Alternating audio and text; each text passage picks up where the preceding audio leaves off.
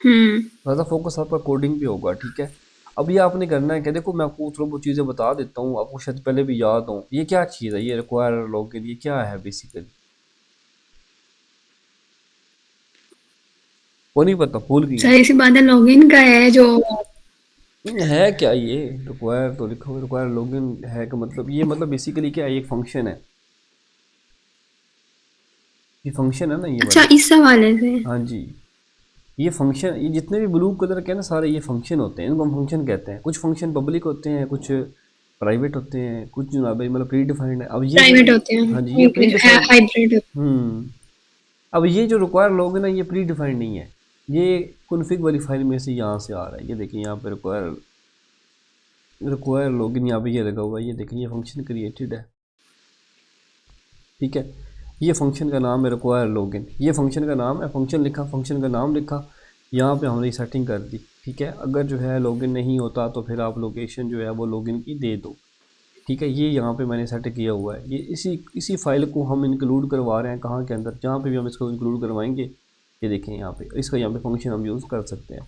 मतलब मुझे यहाँ पे वो सेशन लगाने की, वो सब कुछ करने की बार बार ज़रूरत नहीं है। मैंने एक दफ़ा जब वहाँ पे कर दिया तो बस डेट सेट काम ख़त्म। अभी इसी कॉन्फ़िग के अंदर यहाँ पे देखें रिक्वायर एडमन भी होगा। यहाँ पे रिक्वायर एडमन, लोग लोगे ना, ये रिक्वायर एडमन पड़ा हुआ है। अगर एडमन होगा तो फिर ये वाली स्टेटमेंट फिर चलेगी। मेन वो क्वेश्चनिंग जो कोडिंग के अंदर से वो सिर्फ ये पूछ सकते हैं कि हाँ जी फंक्शंस कौन से हैं और सेशन। ऑब्वियसली पूछ सकते हैं, क्योंकि जब आप यूज़र को रजिस्टर करेंगे वो बताएंगे भाई कैसे रजिस्टर हो रहा है, कैसे काम हो रहा है, आपको पता होना चाहिए। मतलब ये ठीक है ना, ये लॉगिन का फ़ायदा मैंने आप ये पहले ना, मैं आपको इस तरह काम करता हूँ, मैं कॉन्फ़िग फाइल सबको गाइड करना स्टार्ट करता हूँ, ठीक है। बेसिकली अब गौर से सुनिएगा, मैं आपको क्लास दे रहा हूँ मुकम्मल, ठीक है। जब भी हमने अपने कोड के साथ डेटाबेस को साथ में एंगेज रखना होता है, मतलब कनेक्ट करना होता है, तो फिर आपको एक कॉन्फ़िग वाली फाइल बनानी होती है, सही है। ओके। जिसको मतलब कॉन्फ़िग वाली कह दो या डीबी कह दो या कनेक्शन फाइल कह दो, आपकी मर्ज़ी है। अलग अलग नाम से होती है, कॉन्फ़िग भी होती है, dB dot P H P भी होती है, connection dot P H P भी होती है, अलग अलग नाम होते हैं। मतलब यहाँ पे config dot P H P मैंने नाम दिया। यहाँ पे मतलब आप चाहें तो यहाँ पे वेरिएबल ले लें, या तो डायरेक्ट इनको यहाँ पे डायरेक्ट ही असाइन कर सकती हैं। बट हम यहाँ पे क्या लेंगे, एक वेरिएबल लेंगे, ताकि अगर हम यहाँ पे कोई चेंज करें तो हमको यहाँ पे कोई चेंजिंग ना करनी पड़े, बस यहीं पे कोई चेंज हो, बस आगे जो कोड है वैसे का वैसा रहे। हमने यहाँ पे एक यूज़र डिफाइंड वेरिएबल लिया, ठीक है। डाटा साइंस से हम जो भी चीज़ डिक्लेयर करते हैं वो बेसिकली यूज़र डिफाइंड वेरिएबल होता है, ठीक है। इसका नाम कुछ भी आप दे सकते हो, मैंने यहाँ पे इसका नाम होस्ट दिया हुआ है, ठीक है। आप लोकल होस्ट भी दे सकते हो, कुछ भी दे सकते हो। मतलब ये जो चीज़ है अपने मर्ज़ी के लिहाज से दी जा सकती है, इसको कहते हैं यूज़र डिफाइंड फंक्शन।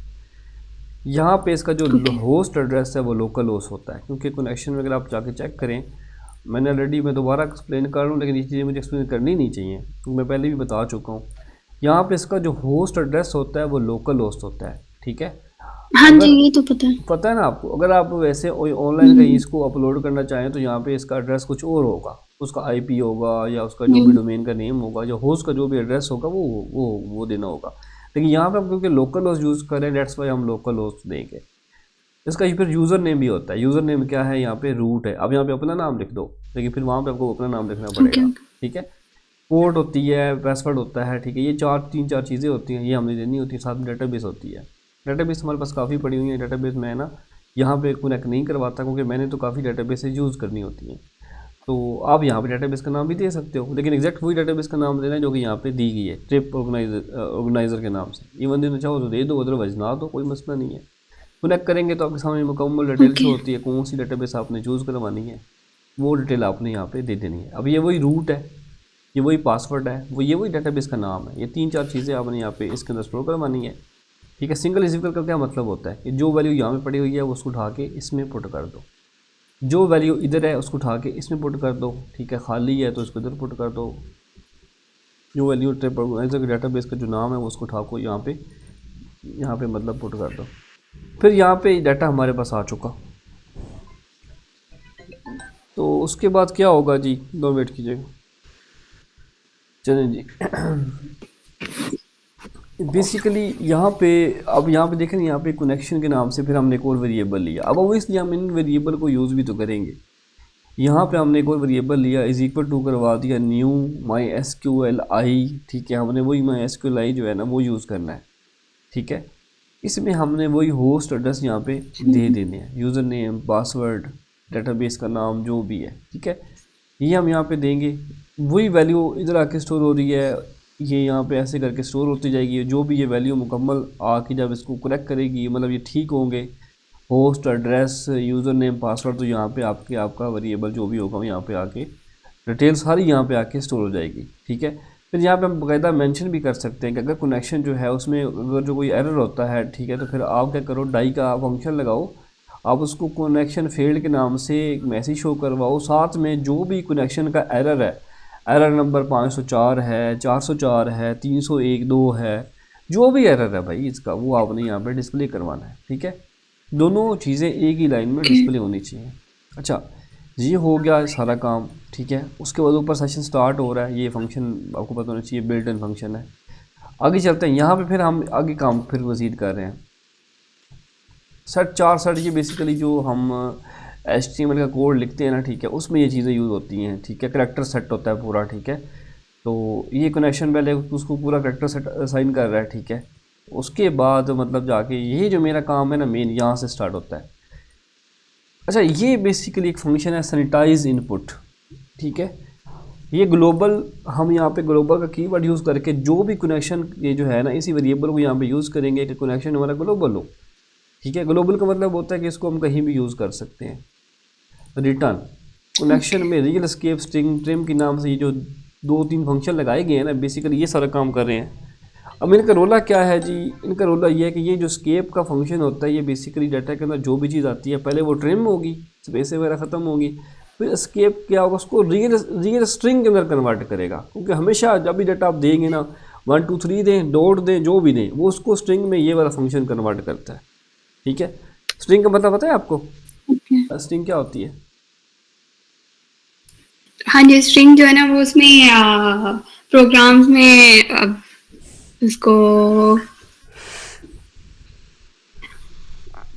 स्ट्रिंग का मतलब होता है, देखो कि आप करैक्टर यूज़ कर रहे हो, सिर्फ बता दें, मेरे माइंड से निकल गया। देखो आप ABC यूज़ कर रहे हो, साथ में फिर आप फ्लोटिंग ओके, पॉइंट्स यूज़ कर रहे हो, लाइक इशारिया वाले नहीं होते नंबर्स, वो यूज़ कर रहे हो। ABC छोटी, ABC बड़ी, ठीक है। नंबर्स 1 2 3, डॉलर साइन, हैश, ये वो इस टाइप के जो भी आप कीवर्ड यूज़ करते हो, ठीक है, उनके अलग अलग हाँ पैटर्न हाँ है। हाँ करैक्टर में जी, ABC आता है, ठीक है, हाँ और जी, फ्लोट में आपका इशारिया वाले आते हैं, 1.1 1.2, ये वाले नंबर्स आते हैं।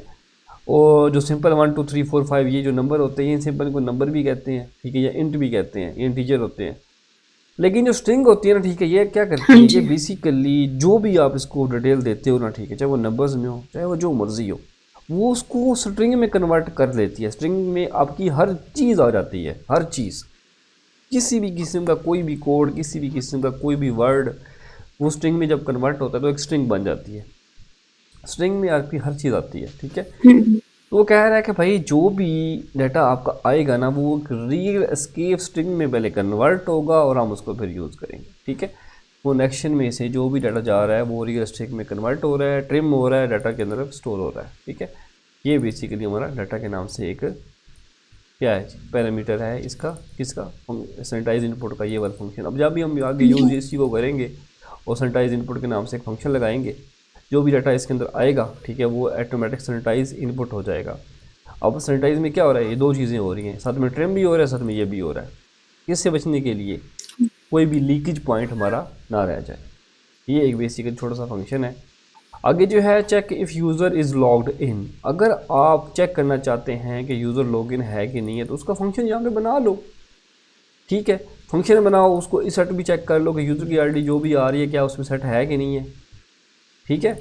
ये फंक्शन है, ये बन जाएगा, इसको भी हम आगे यूज़ कर सकते हैं। फिर हम यहाँ पे फंक्शन बनाएंगे इस एडमन के, एडमन है कि नहीं है, उसका रोल एडमन होना चाहिए, इक्वल टू एडमन होगा तो फिर हम इसको आगे यूज़ करेंगे, अदरवाइज़ नहीं करेंगे। इस सेट रोल सेट होना चाहिए, एंड ऑपरेटर लगा हुआ है बीच में, सेशन ग्लोबल कॉल हुआ है, कहता है कि रोल भी चेक करो क्या वो एडमन के इक्वल है। इफ़ इक्वल है then you can proceed it, otherwise return the value false, जो भी है। रीडायरेक्ट करना, ठीक है। आफ्टर डैट आप क्या करोगे, यहाँ पे एक और मजीद एक फंक्शन लगाएंगे, ठीक है, रिक्वायर लॉगिन के नाम से।